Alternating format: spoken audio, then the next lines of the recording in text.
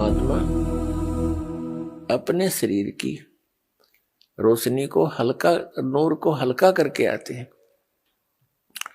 अच्छी आत्माओं को मिलते हैं, उनको तत्व ज्ञान से परिचित कराते हैं। यह वेद बताते हैं। और यही लीलाएं की किसने? कबीर देव ने, कबीर साहिब जी ने, कबीर परमेश्वर जी। तो वो परमात्मा इस कलयुग के अंदर किन किन महापुरुषों को, अच्छी आत्माओं को मिले? आदरणीय धर्मदास साहिब जी को,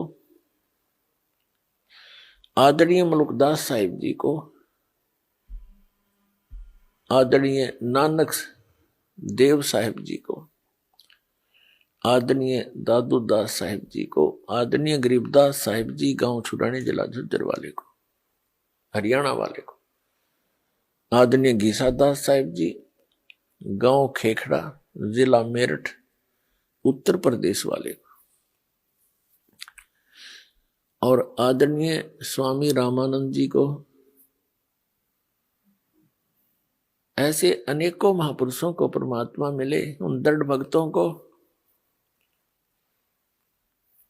और उनको सचखंड लेकर गए, उस शाश्वत स्थान में लेकर गए उनकी आत्मा को, स्थूल शरीर को यहां छोड़कर ऊपर के सभी लोकों की जानकारी दी, काल भगवान की जानकारी दी। हम कैसे काल के जाल में फंसे, ये सब कारण बताए। फिर उन महापुरुषों को वापस शरीर में, बॉडी में छोड़ दिया। उन पुण्यात्माओं ने परमात्मा की महिमा का गुणगान किया, क्षेत्र में जाके जगह जगह जाकर परमात्मा के वाणी का प्रचार किया। लेकिन हमारे अंदर अज्ञान इतना गहरा हो चुका होता है कि हम परमात्मा के इस यथार्थ ज्ञान को स्वीकार नहीं कर पाते,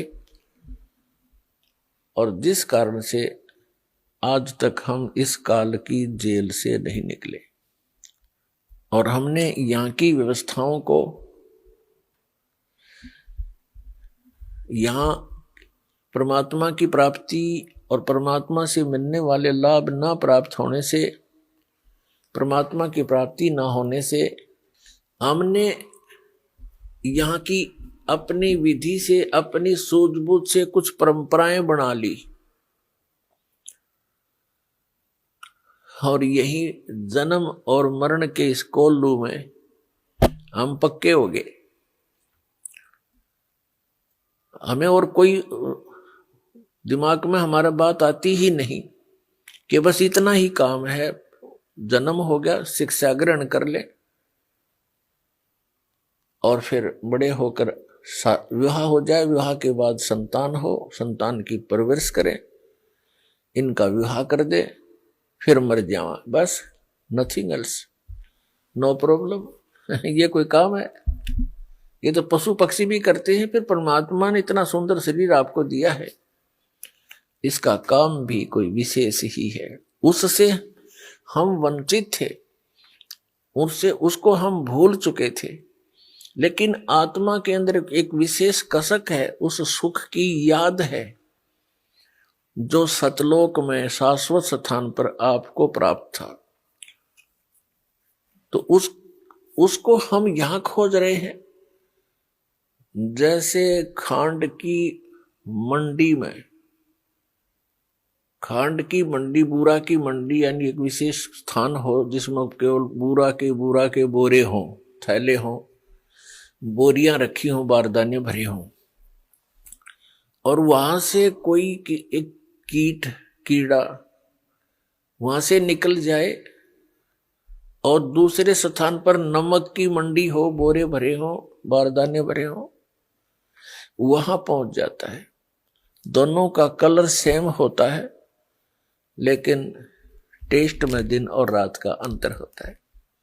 तो वो चाहे 1000 बोरों में, नमक वाले बोरों में हजारों में घूम ले, वो टेस्ट उसको बुरा वाला नहीं आ सकता। 21 ब्रह्मांड है इस काल भगवान के, जहां हम फंस गए हैं। हम यहां पृथ्वी लोक रूपी नमक के बोरे में, और हम बुरा का टेस्ट खोज रहे हैं। कभी नहीं हो सकता, कभी नहीं मिल सकता। वो बूरा की मंडी फेर मिले और वो बोरे मिलने, तो वही टेस्ट फिर प्राप्त हो, वो आनंद फिर आवे। उसके लिए परमात्मा आते हैं और महापुरुषों को मिलते हैं। तो क्या बताते हैं, आदरणीय गरीबदास साहिब जी गांव छुड़ानी जिला झज्जर वाले को मिले भगवान कबीर परमात्मा जी। आदरणीय गरीबदास साहिब जी गांव छुड़ानी जिला झज्जर हरियाणा प्रांत में एक बहुत बड़े किसान जाट के घर उनका जन्म हुआ था। वैसे आदरणीय गरीबदास साहिब जी का मूल गांव करौथा है, जहां पर अपना पहले आश्रम था।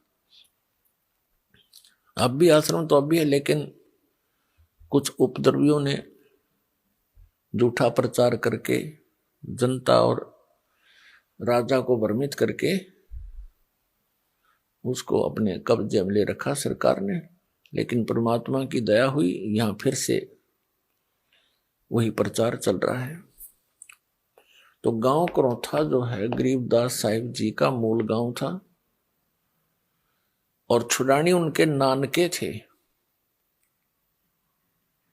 आदरणीय गरीबदास साहिब जी की माता जी का कोई भाई नहीं था, जिस कारण से गरीबदास साहिब जी के पूज्य पिताजी को वहां घर जमाई रूप में रखा गया था। तो वहां जाकर ही गरीबदास जी का जन्म हुआ और उनके नाना जी को के पास लगभग 1400 एकड़ जमीन थी, 1450 एकड़, 1375 के लगभग एकड़ जमीन थी।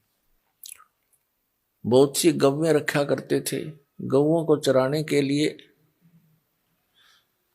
गरीबदास साहिब जी 10 वर्ष की आयु के थे, अपने ही खेतों में गौवें चरा रहे थे। अन्य भी कई पाली गवाले उनके साथ थे गांव के, और जो उनके वहां नौकर होते थे वो भी साथ थे, और स्वयं गरीबदास जी भी अपनी गौओं के पाली गए हुए थे। जैसा परमात्मा का विधान आपको बहुत बार वेदों में दिखाया है और बताया है कि वो परमात्मा अपने निज धाम सतलोक से चलकर आते हैं, अच्छी आत्माओं को मिलते हैं। उसी अपने गुणानुसार परमात्मा सन 1727 संवत 1784 और फाल्गुन मास की सुदी द्वादशी यानी चांदनी दवास को दिन के लगभग 10 बजे, जब वो ग्वाले अपनी गौवें चरा रहे थे, गरीबदास बालक भी उनके साथ थे और बच्चे खाना खा रहे थे, एक जंडी के पेड़ के नीचे बैठ के गौवें चर रही थी इधर उधर। तो वो परम पिता अपना वही उद्देश्य लेकर अपने तत्वज्ञान को बताने के लिए अच्छी आत्माओं को मिलते हैं। तो वहां प्रकट हो गए, ऊपर से आकाश से आए। आते उन्होंने देखा नहीं, थोड़ी सी दूरी पर पृथ्वी पर उतरे परमात्मा और ऐसे यात्री की तरह उस फुटपाथ पर चलते हुए आ रहे हैं। एक जिंदा महात्मा का रूप परमात्मा ने बना रखा था। अपने रूप को, जो वास्तविक रूप परमेश्वर कबीर जी का सतलोक में है, उसको छुपा रखा था, हल्के तेज पुंज का बना रखा था। जैसे एक साधु संत नजर आते थे। पालियों ने परमात्मा गए उसी उद्देश्य से थे, उनको राम राम बोला। सभी ग्वालों ने देखा बाबा जी आए हैं, आओ महाराज भोजन पाओ। परमेश्वर कबीर जी ने कहा कि बच्चों भोजन तो मैं पा के आया हूं, भोजन करके आया हूं अपने गांव से।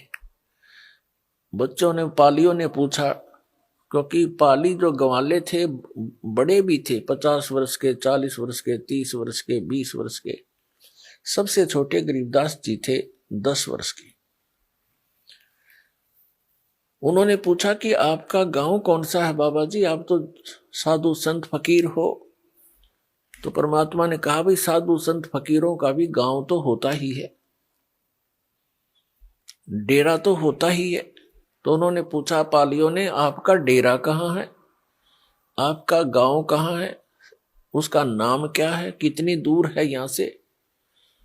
तब परमात्मा ने कहा था कि 16 शंख पर हमरा तकिया, हम गगन मंडल के जिंदा, हुक्म हिसाबी हम चल आए काटन काल का फंदा।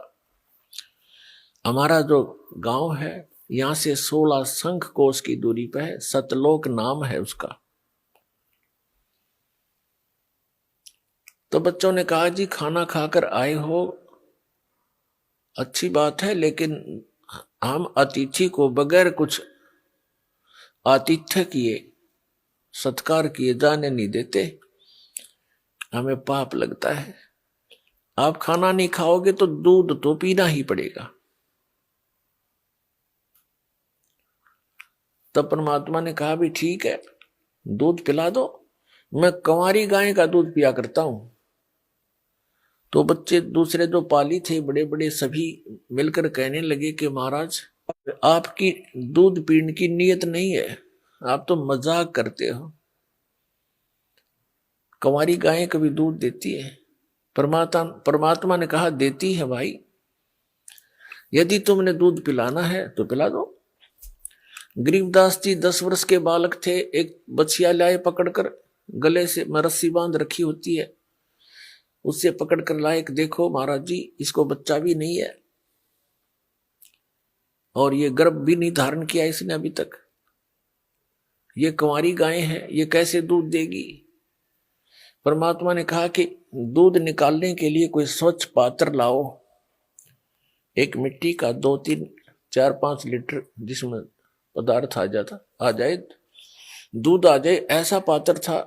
वो 2 मांझ के रखा हुआ था उन्होंने, जैसे लस्सी लाते हैं या जल पीने के लिए पात्र रखते हैं। परमात्मा ने कहा कि इसके नीचे रखो, सतन के नीचे रखो। जो ही सतन के नीचे रखा, परमेश्वर कबीर जी ने जिंदा महात्मा के रूप में उस बछिया की कमर पे थपकी लगा दी। सतनों से सतन लंबे लंबे हो गए उस बछिया के, और दूध की धार निकल चली, पात्र भरते ही बंद हो गया। तब परमात्मा ने कहा कि ले बच्चों पी लो दूध। तो गरीबदास जी ने कहा जी आप पियो पहले। परमेश्वर कबीर जी ने कुछ दूध पान किया उससे, फिर अन्य पालियों से कहा कि ले बच्चों अब तुम पी लो। वो अन्य जो ग्वाले थे, पाली थे, गौओं के रखवाले थे, वो कहने लगे बाबा जी हम नहीं पियो ये जंतर मंत्र का दूध, और तू पता ना किस जाति का होगा तेरा जूठा, हम कभी भी ना पियो। और तूने तक कंवारी गाय का दूध निकाला, ये तो पाप का दूध है, हम ना पियो। वो उठकर चले गए, तितर बितर हो गए, इधर उधर अपने गौओं को चराने के लिए दूर स्थान पर जाकर विराजमान हो गए। अकेले गरीबदास साहिब जी वहां बालक 10 वर्ष के रह गए।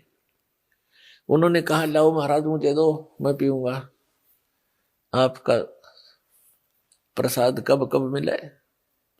पुण्यात्माओं ऐसे गुण जीव आत्मा में ये पूर्व के संस्कारों से ही आते हैं। जैसे आप जी हो, आप जी ने ज्ञान सुना किसी टीवी चैनल के माध्यम से या कोई पुस्तक के माध्यम से या किसी भाई बहन की चर्चा सुनी, आप तुरंत लग गए और यहाँ दीक्षा लेने आ गए, दीक्षा ले ली, अपना जीवन सफल बनाने लग गए। तो पिछले संस्कारों से ही इतना शीघ्र ये बात समझ में आता है, और जो कर्महीन होते हैं वो जल्दी से समझ नहीं पाते हैं, उनको कुछ अधिक प्रयत्न करना पड़ेगा, ज्यादा ज्ञान सुनना पड़ता है, वो भी सेट हो जाएंगे, ऐसी कोई बात नहीं। तो गरीबदास साहिब जी ने पिया, जितना पी सकते थे बाकी रख दिया। फिर परमात्मा ने उनको ज्ञान देना शुरू किया कि बेटा ये मनुष्य जीवन बार बार नहीं मिलता, और मनुष्य जीवन प्राप्त करके जो भक्ति नहीं करते, नेक्स्ट उनका जीवन जो है, अगला जीवन कुत्ते गधे सुअर की योनि को प्राप्त होता है, वो शरीर मिलता है। कितने कष्ट होते हैं। अब पिछले संस्कार प्रबल होते हैं जिन पुण्यात्माओं के, उनके हृदय में ये बात घर करती है कि ये शरीर आपका अवश्य जाएगा, ये तो रहेगा ही नहीं। ये तो आप सबको मालूम है, लेकिन हम कैसे अटकल लगाकर जी रहे हैं कि अभी नहीं मरेंगे, क्योंकि अभी आयु मेरी 20 वर्ष की है, किसी की 40 वर्ष की है, किसी की 60 वर्ष की है, किसी की 80 वर्ष की है, किसी की 90 वर्ष की आयु है। वो भी इस अटकल से जी रहा है कि 100 वर्ष तो जी ही जाते हैं और हो सकता आगे भी बात बनी रहे। ये तो एक तुक्के वाली बात है, लेकिन 100 वर्ष के बाद भी तो शरीर जाएगा ही जाएगा। और आप जी क्या उद्देश्य लेकर रहे हो?